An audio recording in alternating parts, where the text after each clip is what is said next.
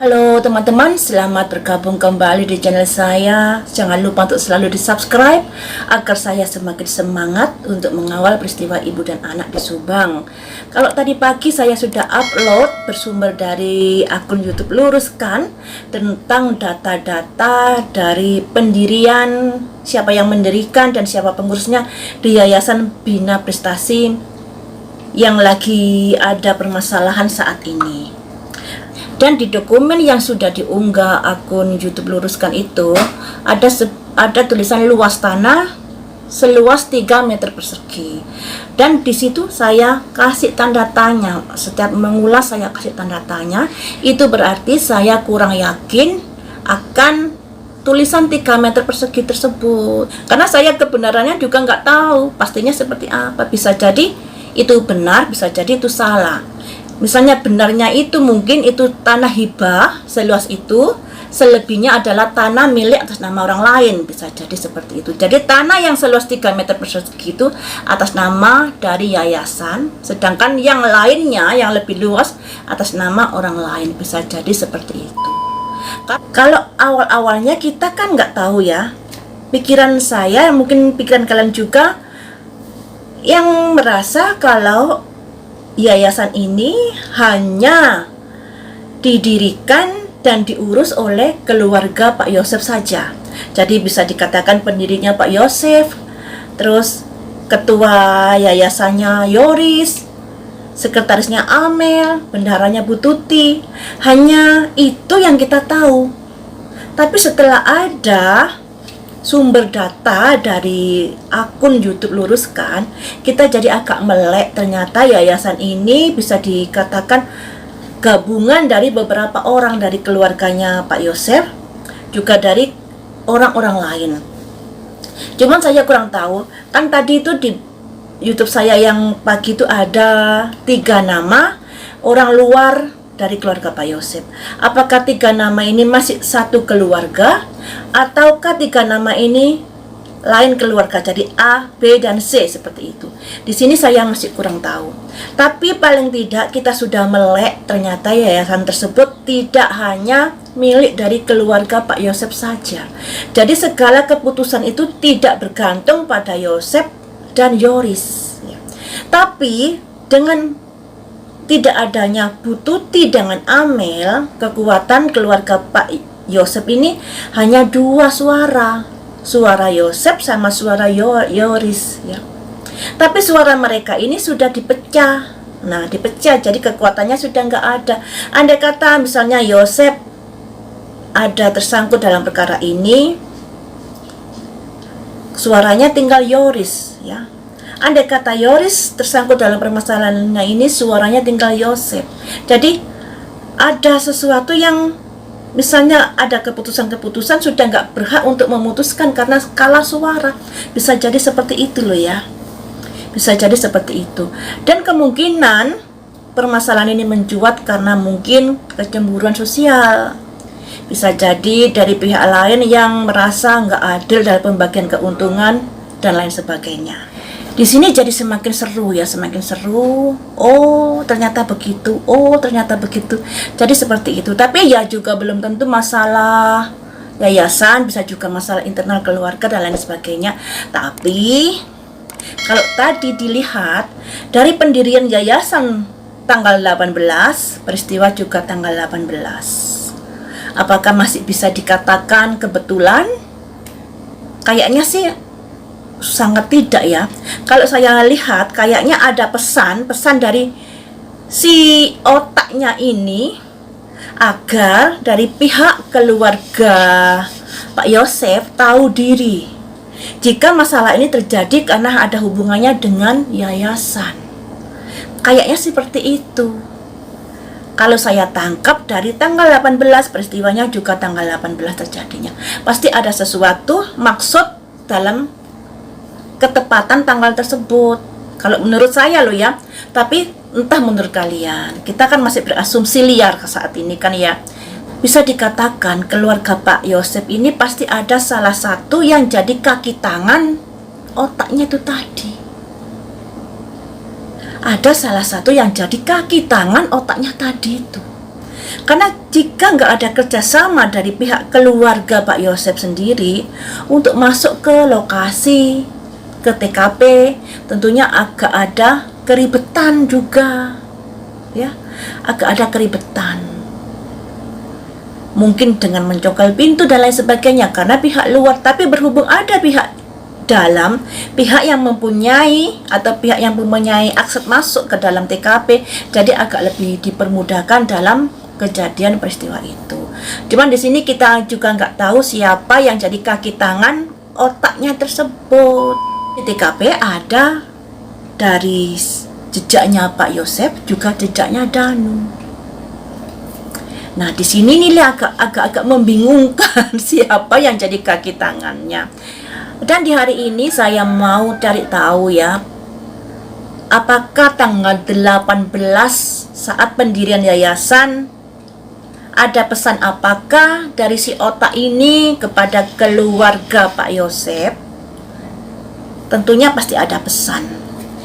Saya coba untuk memprediksi melalui kartu tarot, tapi sekali lagi saya wanti-wanti, saya ingatkan prediksi itu bisa salah. Nanti kalau salah jangan dipikir saya ngeprank seperti kasusnya Yana itu ya, karena setiap saya prediksi saya selalu wanti-wanti.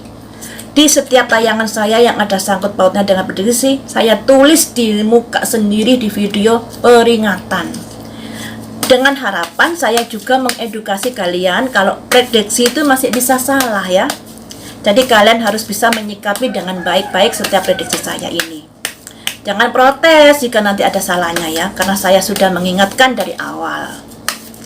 Baiklah, ini saya lihat apa pesan yang tersembunyi oleh si otaknya dalam peristiwa itu.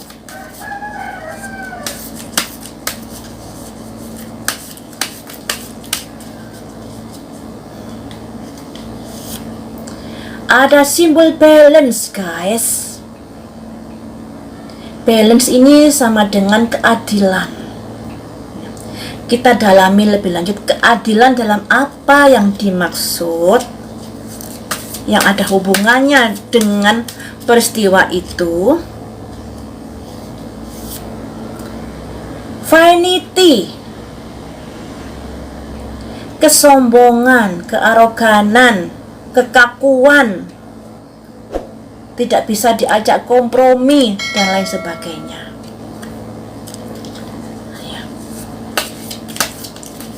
Kompromi dalam hal apa? Kompromi dalam hal apa yang kamu maksud? Dalam hal disipating penghamburan. Oh, jadi dari 3 kartu ini ada pesan dari si otaknya bahwa dia juga menuntut keadilan. Kamu jangan egois, kamu jangan menghamburkan untuk kebutuhanmu sendiri, untuk kepentinganmu sendiri. Jadi bisa dikatakan si otaknya ini kesal, yang mungkin disangkanya sudah nggak beres dalam pengelolaan keuangan. Nah, karena di sini ada simbol vanity. Vanity ini bisa diartikan kesombongan yang nggak mempedulikan orang lain. Kemudian di sini ada simbol dissipating, penghamburan. Jadi saya mengartikan seperti itu. Kalian juga bisa mengartikan versi yang lainnya. Berdasarkan dari tulisan-tulisan ini kan sudah bisa kalian artikan. Vanity itu kesombongan, balance itu keseimbangan, dan dissipating itu penghamburan. Kemudian akan saya dalami lebih jauh. Apakah kamu kesal dengan keluarga Pak Yosep? Karena keluarga Pak Yosep bisa dikatakan sudah kaya menurutmu? Ada simbol kreasi, ada simbol usaha, yang artinya pihak otak ini merasa ada rekayasa dalam masalah manajemen keuangan di sini. Ada rekayasa, mungkin dia merasa apa yang dilaporkan kepadanya tidak sesuai dengan kenyataannya, semacam itu. Ada kreasi di sini soalnya. Menurutmu kreasi dalam hal apakah?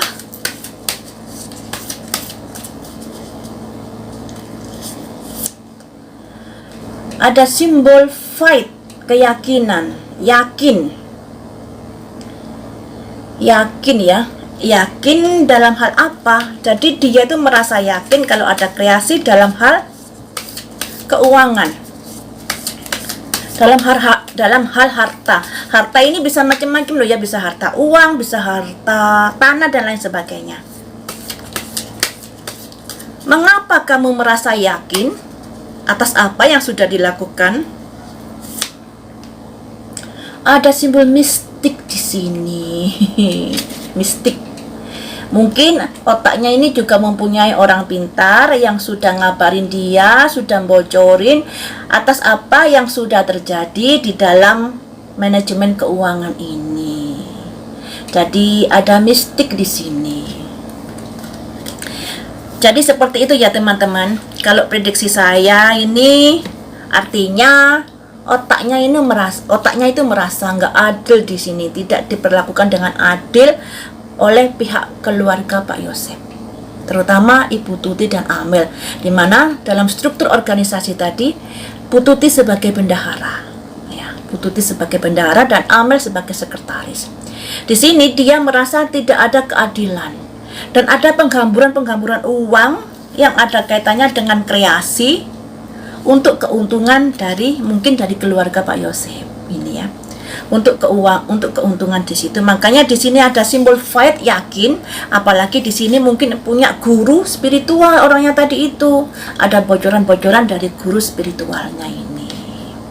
Jadi dugaannya orang tersebut itu seperti itu pada keluarganya Pak Yosef. Makanya ada pesan dari si pelaku kalau tanggal 18 adalah tanggal pendirian yayasan, tanggal ulang tahunnya yayasan, tepat sekali dengan tanggal peristiwa itu. Di sini, jadi kita kan negative thinking, ada hubungan pastinya, tapi ini kan masih asumsi itu belum tentu benar, prediksi ini juga belum tentu benar, tapi saya sudah berusaha sebaik mungkin untuk bisa mengungkap peristiwa ini sesuai dengan kemampuan saya. Kemampuan saya di sisi ini ya saya lakukan kemampuan itu untuk mengungkap ini. Tapi sekali lagi saya ingatkan, prediksi ini bisa salah. Kalian jangan menghujat saya andai kata ada kesalahan dari prediksi saya, karena dari awal sudah saya wanti-wanti ya, saya wanti-wanti kalau prediksi saya juga bisa salah. Ada simbol balance, kesetaraan, keseimbangan, vanity, bisa dikatakan kesombongan, keegoisan, dissipating, penghamburan, kreasi, usaha, fight, yakin, dan mistik ya. Jadi artikan sendiri, rangkai sendiri, poin-poinnya seperti ini. Kalau dari pikirannya si pelaku itu, jika keluarga Pak Yosef masih dikiranya ya, kita mengedepankan asas praduga tidak bersalah, dikiranya sudah melakukan sesuatu yang tidak benar dalam hal manajemen keuangan ini. Makanya dia kesel dan juga ada bocoran dari guru spiritualnya tentang itu, tentang apa yang sudah dilakukan. Jadi awalnya perkara ini dikarenakan masalah harta. Harta ini bisa masalah uang, juga bisa masalah tanah, juga bisa masalah pembagian yang gak adil dan lain sebagainya. Tapi berhubung di sini ada simbol balance, maka saya mengartikan tidak adanya keadilan, tidak adanya keterbukaan dalam pembagian keuntungan. Bisa jadi seperti itu. Tapi masih bisa salah loh prediksi ini loh ya. Jadi kalian harus menyikapi semuanya dengan bijaksana. Baiklah teman-teman, lain waktu kita sambung lagi dengan prediksi yang lainnya. Semoga peristiwa ini cepat terkuak. Jadi kita juga harus sabar menunggu mungkin minggu depan ya, karena Pak Edi Jarniago sudah bilang butuh 2 minggu untuk gelar perkara dan masih berjalan 1 minggu. Kemungkinan minggu depan ya, minggu depan ini Senin sampai Jumat tentunya. Jumat Keramat lagi, ketemu Jumat Keramat. Semoga saja mandek di Jumat Keramat itu nanti, jangan sampai ada lanjutan-lanjutan. Kita juga sudah capek untuk mengawal ya. Ada semacam semangat juga sudah mulai turun. Lama-lama kan bosen juga kita. Hanya mantengi peristiwa ini, peristiwa itu, tidak sampai kelar-kelar. lama-lama juga capek. Harapan saya dalam minggu depan semoga bisa cepat terungkap.